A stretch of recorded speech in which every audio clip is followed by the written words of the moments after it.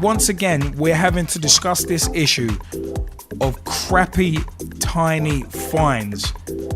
I mean, when is it going to end? Is it going to take weeding out all of the morons, the corrupt morons in football at the moment? Is it going to take that for fines to get as draconian as they should be? Is it going to take that? Twitter, @Pitch Talk. Facebook.com/Pitch Talk. G-Man, and we're going to throw it out to the Skypers as well. Is it going to take getting all the corrupt morons out of the game so that these fines can be as draconian as they should be? G-Man, what do you reckon? No, it's not. I don't think if you were to take all the draconians out of the game, you know, it's still going to be there. Racism is still going to be there. I think Jamie was saying it quite a few weeks back. Racism's still going to be there, you know, and whoever's in charge is still going to face the tough decisions on what to do and how to deal with it. And as hard-faced as it is to be, each case is a case-by-case scenario. And you know, I know £5,000 here and £10,000 there, £36,000 here for different reasons. Bentner getting fined more for his pants than Portuguese teams getting fined for being racist. But as again, case by case scenario. It's like what is it? I don't know. It's the rules more than anything. It's the rules more than anything that needs changing. See, I think it's the rules and the powers that be, because I've called out the powers that be on many occasions. I mean, Amy Grozier said in the chat that racism is always going to be around no matter what bans or punishments are put into place.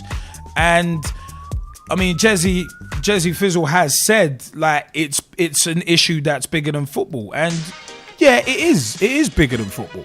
But at the end of the day, football can take a stand and at least lead the way, because football brings people together.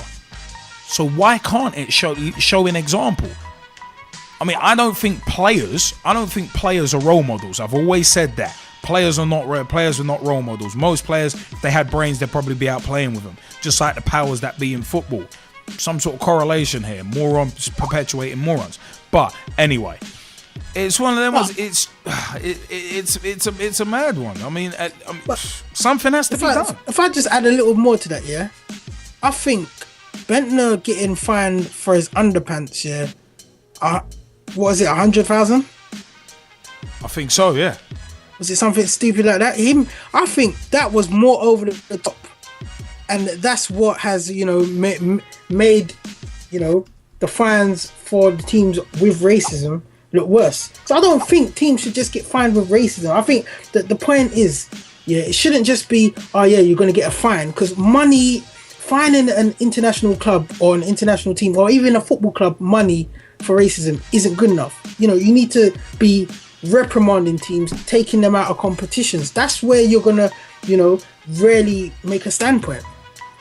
And that's what I mean. Rules need to be changed. You can't fining someone, like you said, fining a millionaire £1, stupid. But I mean, but at the same time, throwing you need to be throwing people out of tournaments then. But then Platini, as you rightly said, but then Platini, even in relation to financial fair play, has already conceded. That idiot's already come out and conceded. Oh no, we're not looking to throw people out of tournaments.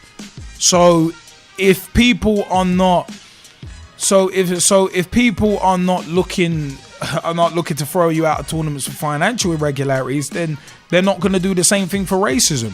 And at the end of the day, if those morons are not going to do that sort of thing and punish people harshly, then they need to be removed from that position, because they're not doing their jobs properly.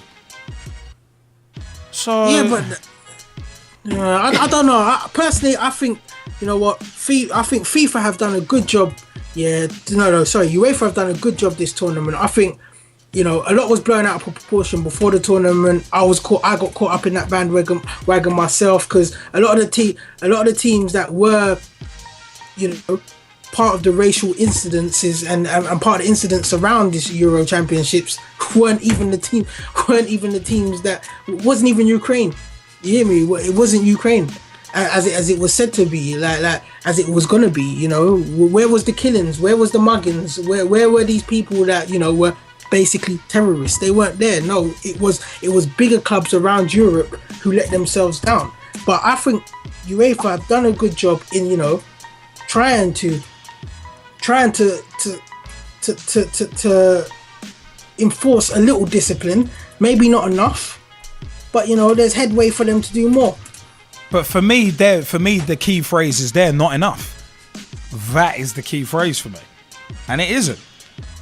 I mean, Jamie, you had an idea that I think has been done regularly anyway.